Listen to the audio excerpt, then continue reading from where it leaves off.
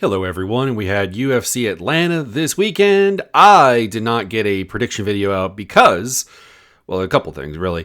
Number one, there was renovations going on in the apartment, and as a result, there was a lot of noise, which means finding a nice quiet period of time to do the recording wasn't really happening. And then part two, there was a burst pipe, which may or may not be related to the aforementioned remodeling. But anyways, everything is back to as it should be now. The computer is back into its usual spot. We are good to go. There is no longer a spongy floor, which is ideal. And the reason that this is also being recorded late is I did not watch this card live. I watched this card yesterday with a couple of amigos and had a reasonably good time with it, honestly. I think the key is that number one, I think I had lower expectations for this card in general. But also on top of that, I was kind of prepared that like some of the fights that were exciting to people didn't really come off as well as they should have. And prediction-wise, I did pretty well. I did miss the main event because I would have had Joaquin Buckley over Kamaru Usman. That did not happen. That pick was largely based on just an age factor. And I don't want to say Usman did not look like an older version of himself, because he did. The flow, the flexibility of his game does not appear to be what it was at the championship level. But obviously, there's still a fundamentally strong wrestling game to him, and he was able to get the win, so that was good. Thug Rose versus Miranda Maverick. I took Thug Rose. She did win. The fight looked a lot like what I thought it would look like, honestly. I would say Maverick overperformed.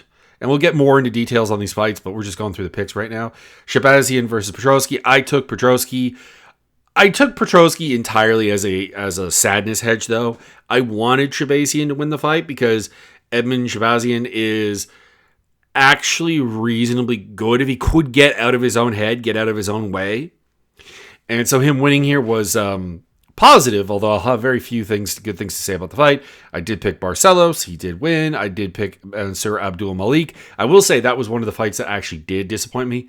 I don't want to say expectations for a good fight, but I had expectations for a good performance that didn't come off. So I had him. I had Omar C, but I thought the betting odds were ridiculous. Like, people were really, really, really counting Menefield out. I did not understand that. And Menefield paid off with the win. So I won money on that fight, even though I picked the fight wrong. And then the upkick, I had Bellato over Craig. That ended in an upkick, no contest. We'll talk about that in length, but the fight was going as I would have expected it to go, and also why I wasn't really all that interested in it. I did pick Michael Chiesa. I did pick Malcolm Wellmaker. I think those were highly, highly, highly favorited picks, though. I picked Cody Durden. He lost. I picked Ricky Simone. I picked Phil Rowe, and I picked Jamie Lynn Horse. So overall, it was like 1, 2, 3, 4, 5, 6, 7, 8. 8 wins. So 8 and 4 and 1 no contest, which I do think, had it not gone to a no contest, I do think I would have won. So there is that, I suppose. Anyways, let's talk about the fights. So main event, Joaquin Buckley versus Kamaru Usman. I think I already really more or less described this fight. It was, you pick Buckley because Usman is old and his knees are shot and gone, and he goes out there and for 4 rounds anyways, he was able to take Joaquin Buckley down and control him and break him down and keep him on the ground and keep anything from really rolling. Because the numbers, I think, do tell the tale on this one.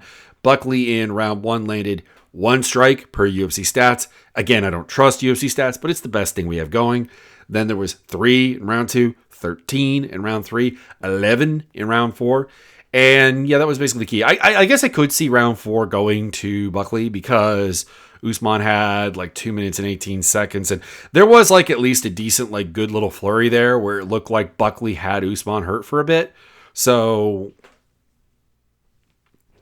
maybe you consider that you could stretch that to a win. But I had Usman up 4 rounds to none heading into the 5th round against Buckley. And it was a good round for Buckley. He outlanded him 2-1 per UFC stats. He kept it on the feet, stuffing 6 takedowns. And generally speaking, outlanded him and did his thing. But at the same time, I was disappointed in it because, like I said, I had Buckley down 4 rounds to none. And at best, 3 rounds to 1. And he did not really go for broke in the way that I was kind of hoping / that he had to go, like that he needed a finish, that anything but a finish on the finish in the round was going to be a loss. So the fact that he kind of did what he probably wanted to do every round of the fight, stop the takedowns and land at least a decent amount of strikes and nothing more, was kind of problematic. So the fight, I think, did show up some problems with Buckley's game, and specifically, I think, his training regimen, because he's with Murcielago MMA and Finney Hit Squad. I do believe that's what Tapology has. If he's hooked up with another camp, I would love to know, because they're not doing good things with him. And it's very clear that, like, when it comes down to it, like, they were making a big deal on commentary about how hard Buckley is to take down and all that noise. And they were, citing an impressive takedown defense number and all that jazz. You have to recall, though, here is the UFC career of Joaquin Buckley. Kevin Holland, who stood with him the whole time. Impa Kasanganay, who doesn't really wrestle. Jordan Wright, who... it's Jordan Wright. Then you have Alessio Di Chirico, doesn't wrestle. You have Antonio Arroyo, is just not good. You have Abdul Razak Al Hassan, who is actually not a terrible wrestler and did take Buckley down, but Buckley was able to out-scramble him and do his thing because Abdul Razak Al Hassan has, like, serious cardio issues. And then we get to Albert Duraev, who's an okay wrestler, but also took him down. And then they were making a big deal more about the welterweight run here, where we get to Andre Fiallo, we get to Alex Morono, we get to Vicente Luque, we get to Nursultan Ruziboev, Steve Wonderboy Thompson, Colby Covington. Take Covington away and realize that, like, none of those guys wrestle. Like, Alex Morono did take him down. And Alex Morono is, for the UFC level, honestly, for any level, not a potent takedown threat. Not a potent athlete. So the fact that he was taken down here, not surprising, not shocking at all. But the lack of adjustments that they had beyond blade the stance, it does indicate a real hard time at the very top of this division, where Buckley is going to fight people who aren't just instantly vaporized by his physicality. That his coaching staff, his training camp, his direction are all things that are going to need a lot of work. And as for Usman, the end is coming. I mean, he's 38 years old. He's got no knees. Like, it's gonna happen at some point, in a nutshell. But I guess it is what it is. So that is all for that fight, really. There's not much else to talk about. Co-main event was much better. That would be Thug Rose versus Miranda Maverick. Not the most action-packed fight of the night, but, like, a competent one that looked like a high-level fight. By the way, the fact that people are complaining about this fight, I think, just kind of, again, shows up the...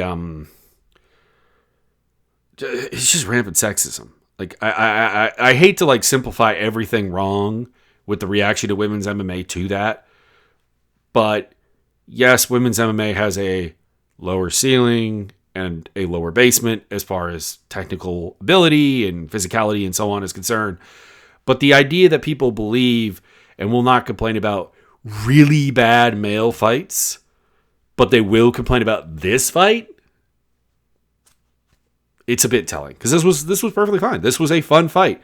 Early on, Thug Rose is getting the better of the striking exchanges in general, showing her, we'll call it pedigree, I guess, in a nutshell, the cleanness of her technique and striking and so on. And also the fact that Miranda Maverick is...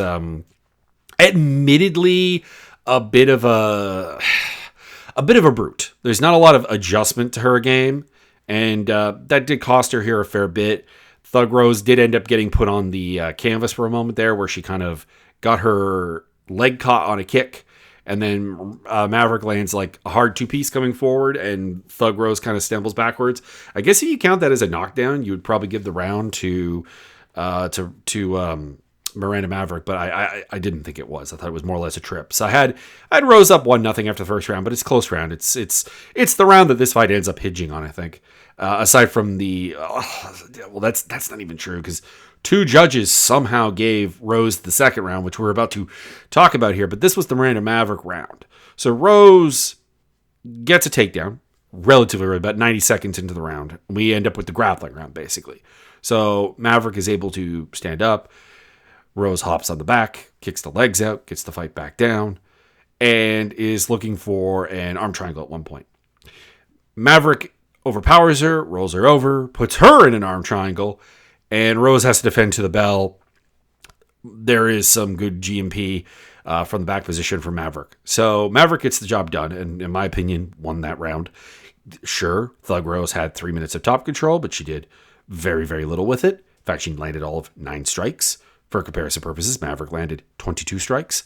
I think Maverick's submission attempt was the far, far closer of the two. For the record, UFC stats doesn't even have Thug Rose as having a submission attempt, even though there was clearly a submission attempt there. By the way, don't trust UFC stats, but like, if they fit the general narrative of what you saw, what you noted in your notes, you can generally trust that they're in the right place, basically. So like, that should have been Maverick's round, and Judge Derek Cleary and Judge Joe Marangolano, they failed other way. And then the third round, so we end up with Thug Rose getting a drop on Maverick, and more or less kind of riding off the top round, basically. Hook to the temple, left hand. Maverick did end up getting out of bottom control towards the end, but at the same time, there is very little argument for Maverick having won that round. So Thug Rose 29-28, that is the scorecard I would have. You could go 29-28 Maverick, I guess, because that first round it's quite close. It's a single-digit number of strikes separating them. I just thought Thug Rose landed the better ones. And also, I guess it depends on how much you warrant the, like, two-piece combo while Thug Rose was kind of stumbling backwards. That could possibly do it. There were some calls of robbery. I don't think that they have any place in this. Well, okay. I will say that the 2 of the 3 judges did screw this up. So if you want to get into that kind of, I guess, if you want to use robbery for the term of scoring this 30-27, I guess that would be applicable.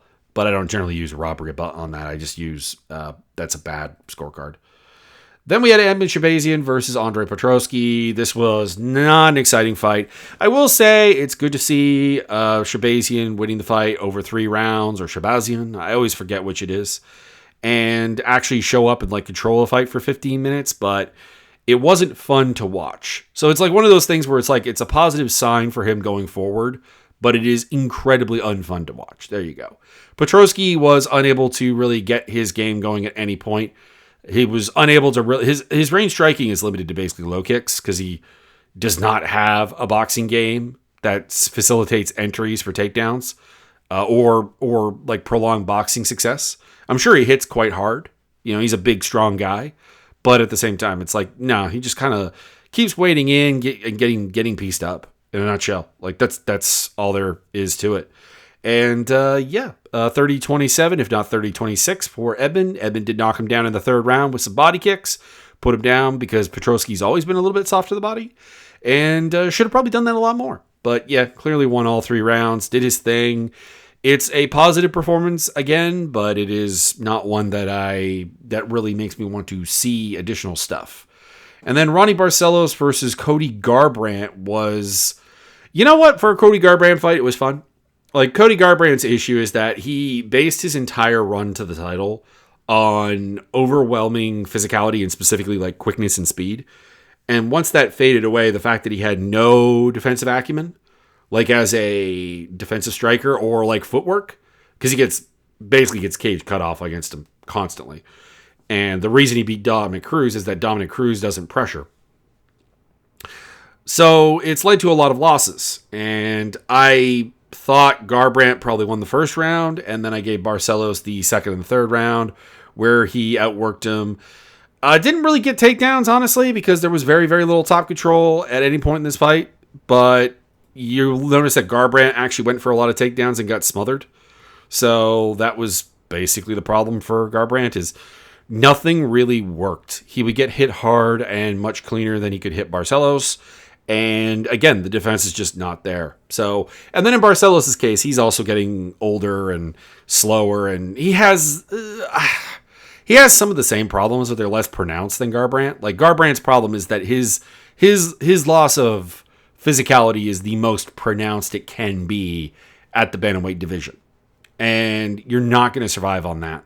And it's why Garbrandt's run post title has been Well, it's been what it is. It's been, losing the belt to TJ Dillashaw, losing to Dillashaw again, losing to Pedro Munoz, beating Rafael Suncao, a notably unphysical guy, losing to Rob Font, losing to Kai Kara-France down at 125, beating Trevin Jones because Trevin Jones doesn't know how to win a fight, and then beating Brian Kelleher because Brian Kelleher he's Brian Kelleher.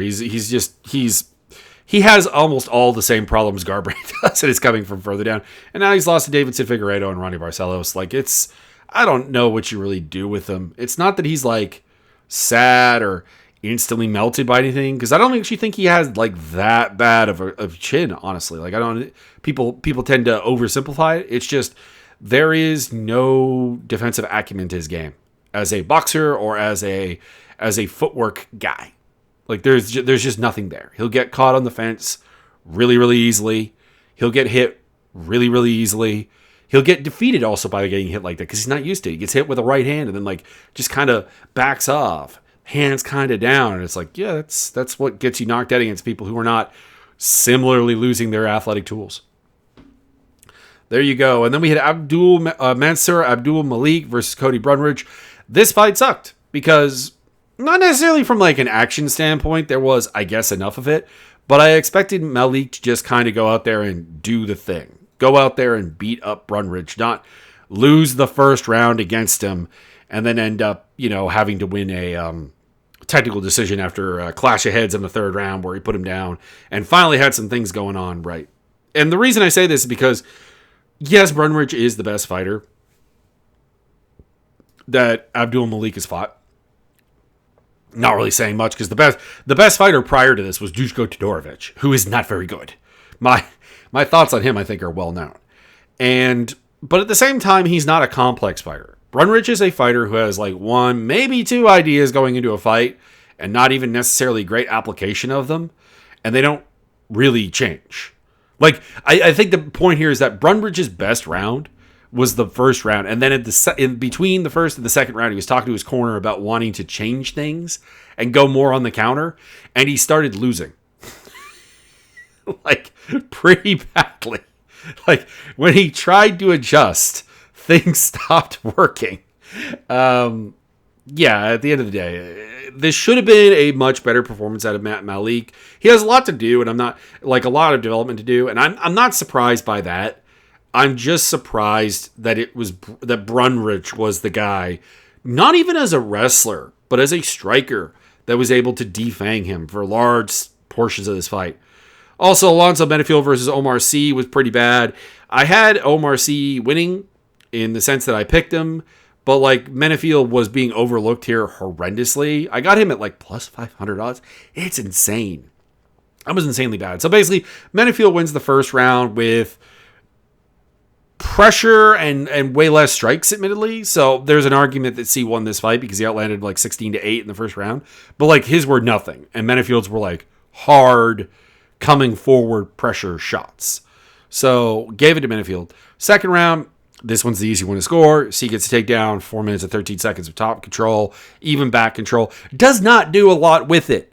But there was not a lot for Benefield to do in the like under a minute he was standing. So C gets that round. And then the third round, this was Benefield's round, I think, pretty convincingly. He landed the more strikes. He landed the harder strikes. He landed the better strikes because C, I think, had largely blown his wad, controlling him in the second round. So Omar Sy, welcome to like somewhat physical parity. You're a huge athletic freak. And you have now faced off with a dude who is not as huge as you because he's like 5 inches shorter, 4 inches shorter, I think. But whose physicality actually matches yours in the up-close situations that you tend to thrive off of, and that you probably need to avoid against, admittedly, not many 205ers, because he'll still overwhelm most of the division, but against guys who actually are really strong and really athletic, you're going to have a problem. And I think he was also very, very gun-shy, very, very nervous, watching how fast Benefield could trigger on him in the first round. So it's a learning experience for C that hopefully he takes the right ideas off of and becomes better. But I never have any confidence about it. Then we had the no contest between Paul Craig and Rodolfo Volato. Volato generally landing the better strikes on the feet. Craig landing more of them, but kind of like a lot of empty kicks and stuff. A lot of body work, which actually I did like, so that was nice. They end up on the ground. Paul Craig goes for a takedown, gets kind of squashed, ends up pulling guard. Volado's on top of him. There's an up kick. And Volato is on one knee, so technically it's an illegal shot. Falls backwards, does kind of like the what the hell ref, and then ends up out so much that he's like scrambling to the fence and trying to fend him off from like guard position, like the ref and the medical staff up from guard position. And people are like, this is a flop, this is a flop. I don't think it's a flop. Now, here's what I think. I don't think he got knocked out by the kick. I think he got knocked out by the whiplash of hitting the canvas. And the reason I guess there are two reasons I don't care if he flopped. One is he didn't get the win. So if he flopped, it was a bad idea. It was because you're never going to get a DQ in the first round on an up kick. Refs just do not do that ever. And two, I think Volato was on his way to a win here. Like, I don't think Craig was able to hurt him all that effectively on the feet. Yes, it was competitive because Craig was letting more shots. But Volato's were the harder ones, the more meaningful ones. It was the sort of fight that we had with Bo Nickel and Paul Craig, and why it was completely uninteresting. Which I guess is the third one. Is like, thank you for not making me watch round 2 and round 3 of this fight. I didn't want to. I had zero interest in watching the rest of this fight. That was kind of the problem. So Michael Chiesa versus Court McGee was two grapplers who were in a stand-up fight. Chiesa won by being more active, landing more shots, etc. They weren't especially good ones. It was not a good fight. If these two guys are in a fight, you want to see them grapple, not strike. That's all there is to it. It's a little bit disappointing because neither guy really had anything to worry about the other one on the feet. I mean, come on. When was the last time Michael Chiesa or Court McGee finished someone with strikes on the feet? I'm just going to look at their UFC records here for a hot second here. Michael Chiesa, TKO wins. There are literally zero. Court McGee, TKO wins. I'm pretty sure the answer is also going to be zero. Zero. So yeah, the idea that they were afraid to like exchange a little bit more aggressively, that was a letdown. So that was a bad fight. Malcolm Wellmaker knocked out Chris Matino. I don't really have much else to say. Chris Patino is not a UFC level fighter. Wellmaker is an excellent prospect that I still have concerns about just because of who he has fought. Like when it comes right down to it, his regional record was kind of thin, which is not surprising, not particularly unusual. And then he gets to the UFC and he beats Cameron Simon and now Chris Moutinho. Like it doesn't mean all that much. There is the wow factor that this kid clearly hits very, very hard, clearly has excellent reaction timing, excellent speed, excellent explosiveness, but I do need to see him against somebody who actually offers a threat before I get that excited. Speaking of which, this was probably the fight of the night, honestly. Jose Ochoa versus Cody Durden. Durden had a good first round in the sense that he clipped Ochoa a couple of times, because that's the limitation I see on Ochoa, is that he puts himself in a lot of danger. Now, he outlanded Durden quite heavily. I gave him the round. He fought off the takedowns well, stuffed two, and like got up off the other two pretty quickly, and had a good round, and then just nuked Durden in the second round. So that's very impressive, very good. I didn't really rate him all that much off the Loney Kavanaugh fight because I don't have the same faith in Loner Kavanaugh that everyone else does. And maybe I'm wrong. And here's the thing. I hope to be wrong.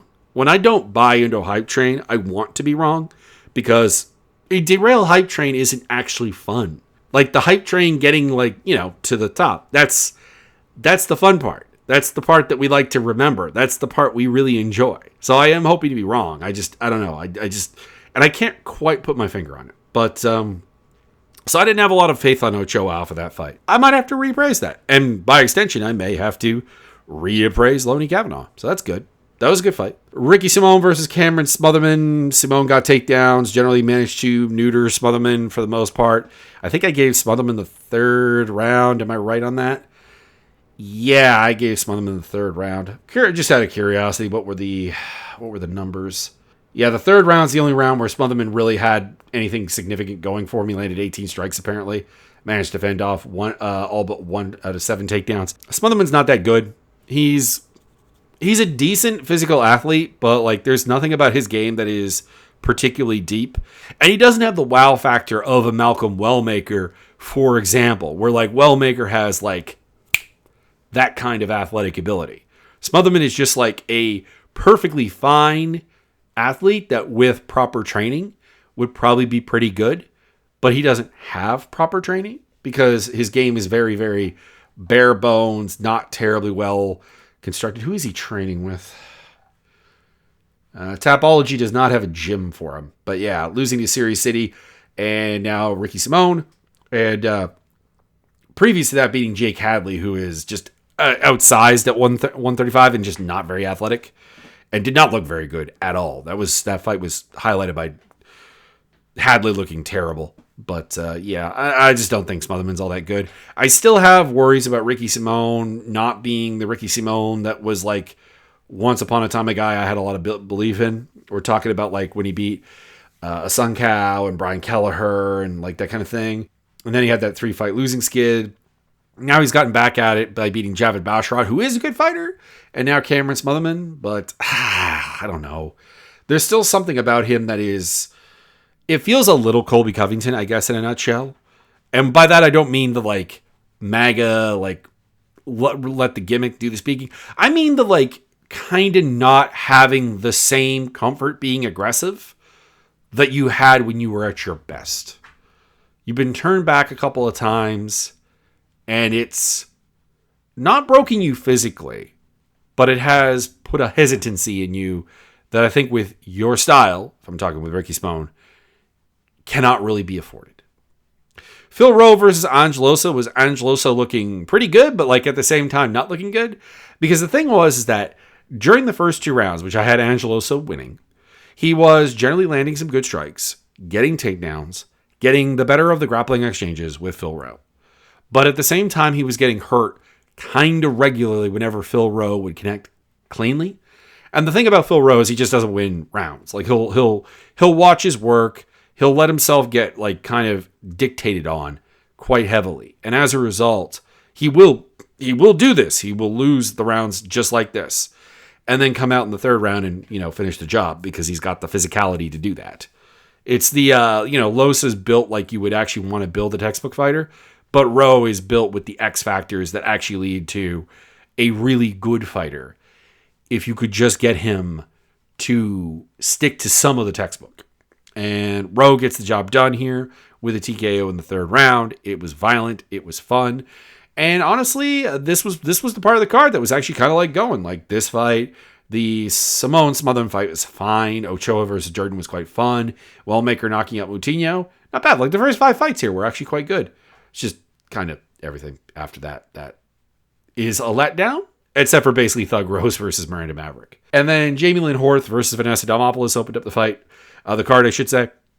Fight went like exactly like I expected. Demopoulos has no business being at 125, and I know this was a late notice thing, and I'm hoping it's not really a plan for the future, but she's now on a 3-fight losing streak, having lost to Jacqueline Amarine and Talita Alencar in fights that were like very much to her, type of fight.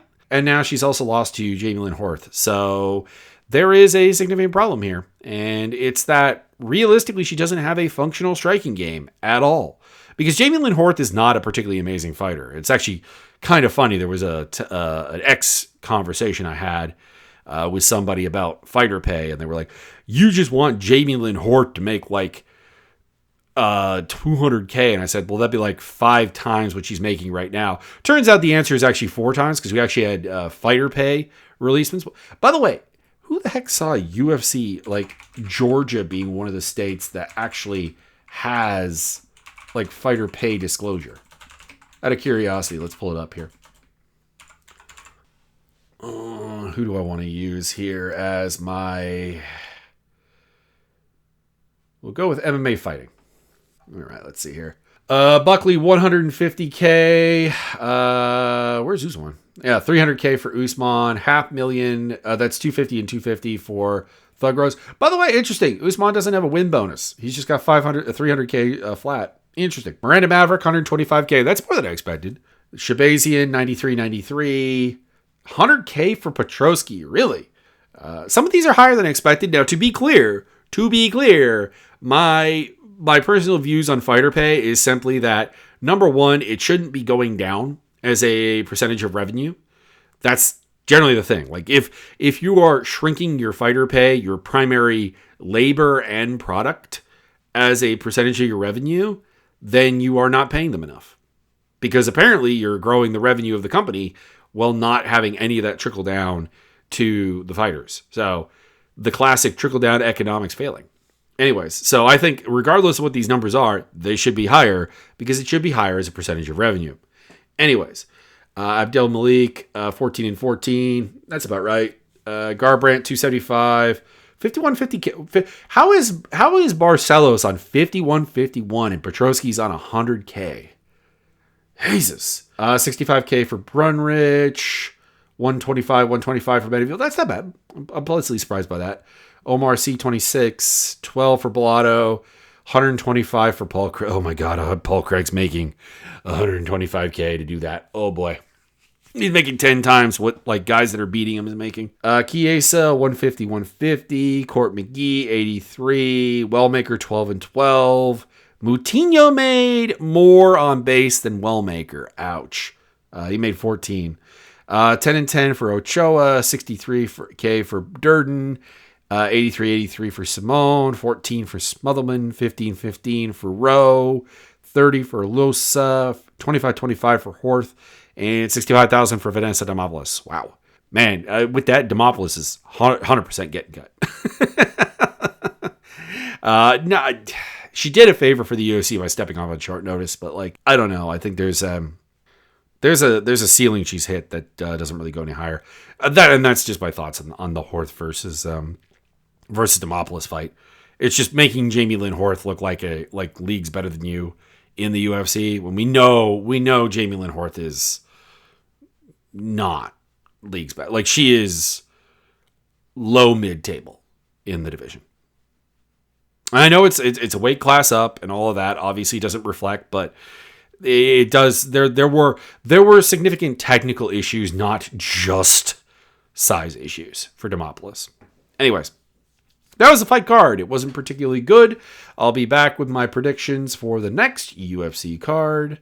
Coming up, it's the Baku card. Which I will be missing live because I'll be doing some esports commentary on June 21st. If you want to catch that on YouTube, feel free. And that'll be in the, I don't know. Yeah, send me a message if you want that. Jamal Hill versus Khalil Roundtree, Viziev versus Bahal Mondays. Those are great fights, actually. But after that, it's there's some stuff. I'm looking forward to Oralbai versus Musayev. Naimov Grad should be, don't get me wrong, two like horrendously limited fighters when it comes down to it, like very ceiling fighters, but against each other actually should be fairly fun. And then what else? Iron Turtle's on the card. He's probably gonna win. Yeah. Further on down, Tadjur Ulanbekov versus Atzet Maxim. Why is that the second opening fight on the card? That is a battle of top 30 dudes. Top 20 probably dudes. I know Maxim apparently is 29 on Tapology right now because he lost to Charles Johnson, but there is no problem with losing to Charles Johnson, as Joshua Van can attest. So that is the recap. I hope you enjoyed. Check out the social media links down below, and I'll see you next time.